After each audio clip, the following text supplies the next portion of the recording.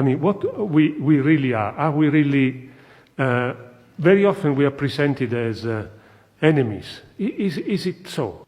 You see, the problem I see in the West, really, you have two problems now, and that's why you waste our time. Because there's nothing that we don't know. Either in Africa or in the world. So, but what I see on your side, you seem not to have enough information. You seem to have two problems. You seem to have some deficit in philosophy, but also deficit of information. So therefore, when it comes to now, the question is, are we enemies? For us, we don't see you as enemies. But somehow, you don't see that by involving yourselves in matters which you don't understand well, and which you shouldn't, even if you understood, these are not your matters, these are our matters. These are our internal affairs. Even if you had a good understanding, it would not be in order for you to involve yourself. Apart from the fact that you may not even have the understanding.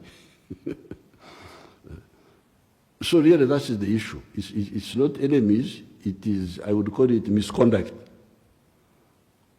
Misconduct, mishandling, which can lead to very serious consequences. Like in the case of Congo.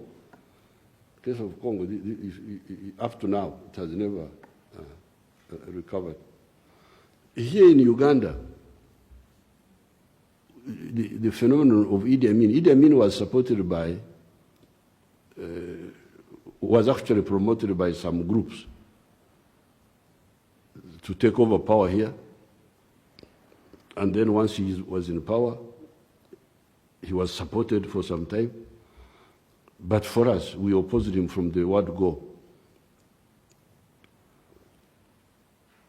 So again, there we had spent 8 years solving the problem of Idi Amin. So when those riots happened, they were attacking. They were attacking the security forces using pangas,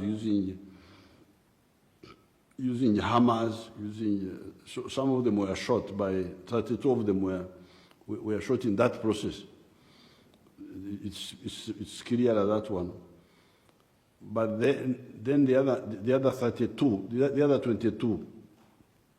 These are the ones I need much more clarification. Then I will share it with you.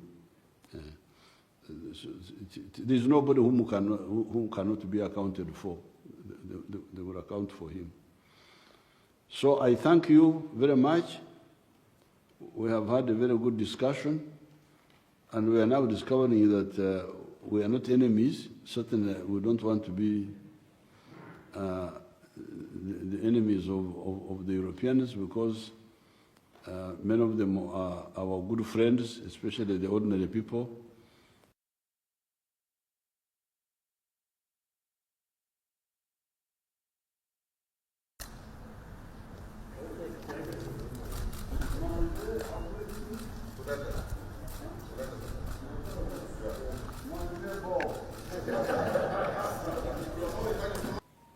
Now, with the European Union, we don't have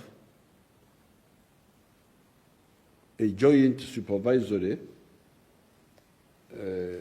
body. Which one is that? It's called the Joint ACP-EU Parliamentary Assembly. Representatives from parliaments from all over these countries come together and they meet regularly and they go through issues which affect their relationships. It's not a binding, but it's a supervisory, it's a monitoring mechanism. So there is something along those lines yes, as well. But it's not supervising sovereign units. It's not supervising sovereign units. So why can, first of all, the European Parliament are the ones who met alone. They didn't have the SCP. It was not a joint, we are represented.